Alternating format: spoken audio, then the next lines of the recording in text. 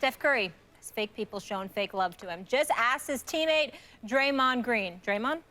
I think most people look at it like, oh, man, this was a, in quotes, privileged kid growing up. Like, he ain't supposed to become this. He's supposed to be the guy from the hood that never had nothing and had to grind for everything. But when you look at Steph's life, like, they had money, but Steph wasn't treated like they had money, you know? They didn't raise them like they were just these privileged kids. People just automatically think that, man, this guy ain't from the hood. Like, he ain't cut like that. He ain't cut from a different cloth. Like, he supposed to be soft and this, that, and of course Steph light-skinned, so they want to make him out to be soft. Man, people be sleep on the light-skin angle, man. Yeah, like, and so everybody just wanted to make him out to be this soft jump shooting guy.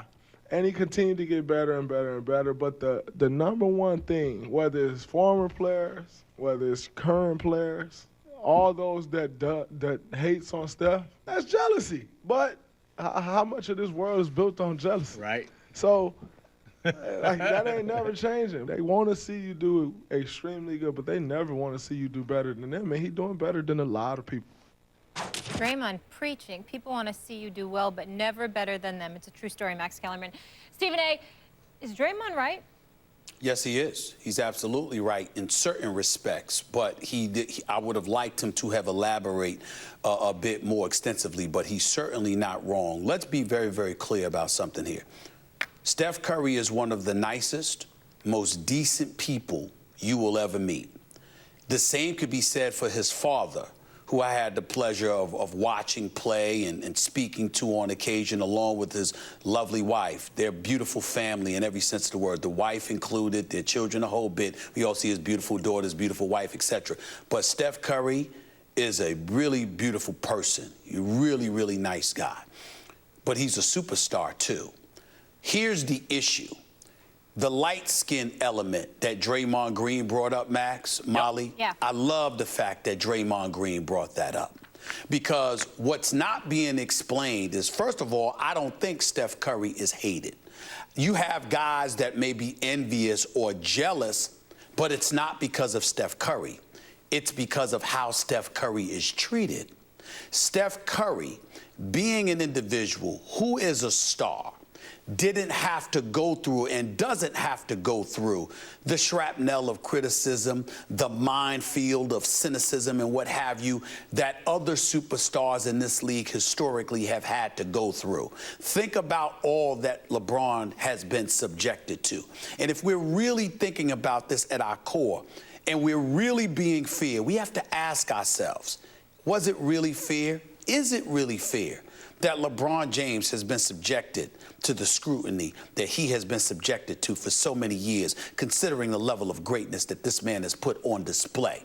One would say, no, he doesn't deserve it, but he's went through it anyway. Charles Barkley went through it. Michael Jordan went through it. Isaiah Thomas went through it. Yeah, there were a few exceptions like Dr. J. Julius Erving, who didn't have to go through but so much and what have you. But at the end of the day, what it comes down to is that you have some people, if they have any resentment, it's that they believe Steph Curry has gotten a pass in terms of the scrutiny that he could have received, but that he hasn't received. But it's not envy or animosity, rather, towards Steph Curry.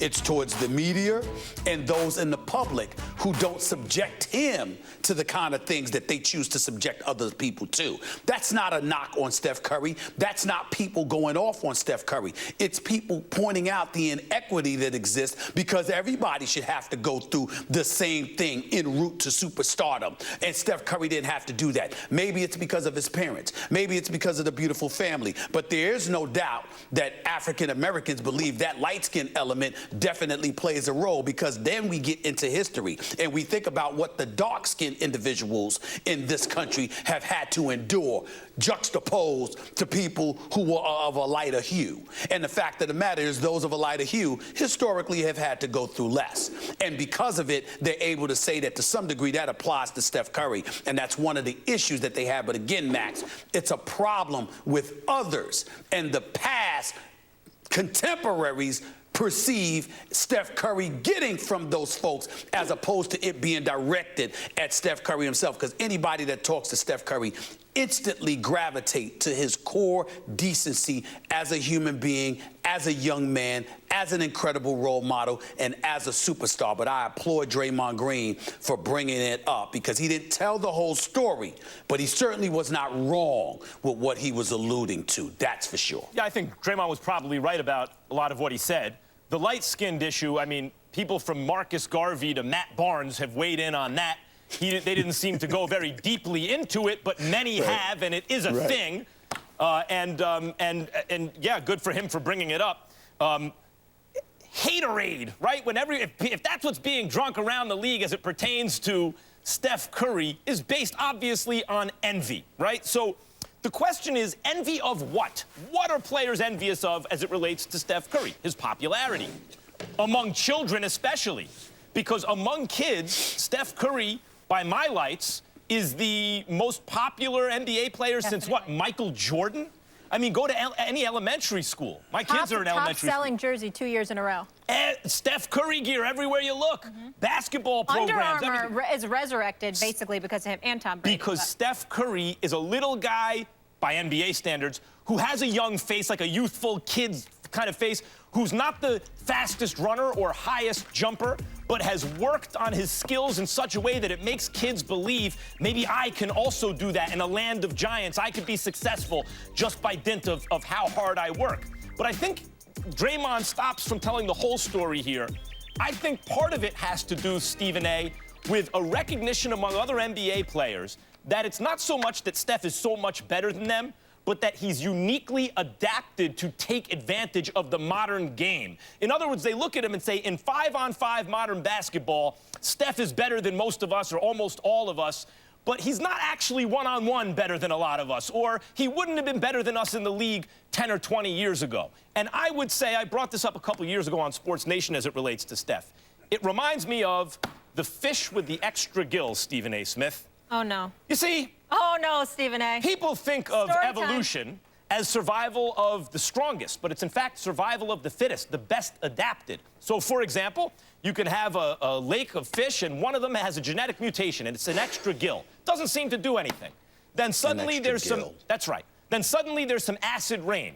And the acid rain kills all the other fish in the pond, except this fish with the extra gill. It turns out that gill filters out acid rain very well. And so that fish was best adapted to survive in that environment. Steph Curry, with his handles and his shooting, even if he doesn't play defense as well as some others, even if he's not physically as strong or as big as some others or can't play iso ball like some, Steph Curry is uniquely adapted to excel in this environment. He has extra gills. With his extra gill. Above and beyond players who look at him and feel like, I'm really better than him. They can't even explain why. They just know in their heart that they're better at basketball than him, but not in this NBA. And I think that also has something to do with it. The fish with the extra gill. You've got extra gills, Max Kellerman, God bless you. You would bring up fish and gills to compare it to a basketball player and expect literally people to comprehend where you're coming from.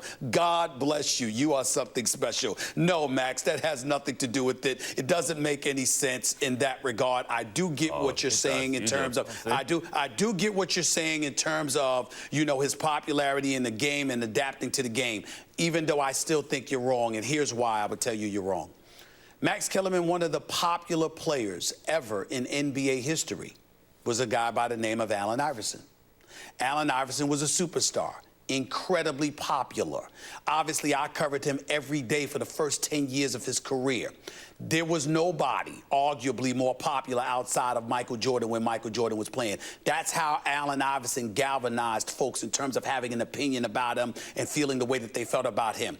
His popularity was unquestionable, but they weren't jealous of him. You know why they weren't jealous of him, Max? Because they knew in any era he'd have busted them on the basketball court. That's not the reason why. Why is that, the reason why is because nobody was envious of the scrutiny he faced. They didn't want that. They actually were happy for him that he was so popular and he resonated so profoundly because the heat that he took every day, they said, my God, could any of us really deal with that level of scrutiny? It got to a point, Max, where Allen Iverson goes to Friday on City Avenue in Philadelphia and order a cheeseburger, and it made news. Why the hell is he eating that? How come he ain't eating something different so he could be in better shape and stuff like that, even though he was averaging 40 minutes a night? But Iverson was beefing with the coach. Iverson had problems, you know, like with the law eventually. That's not Steph Curry. He's not going to get the same scrutiny.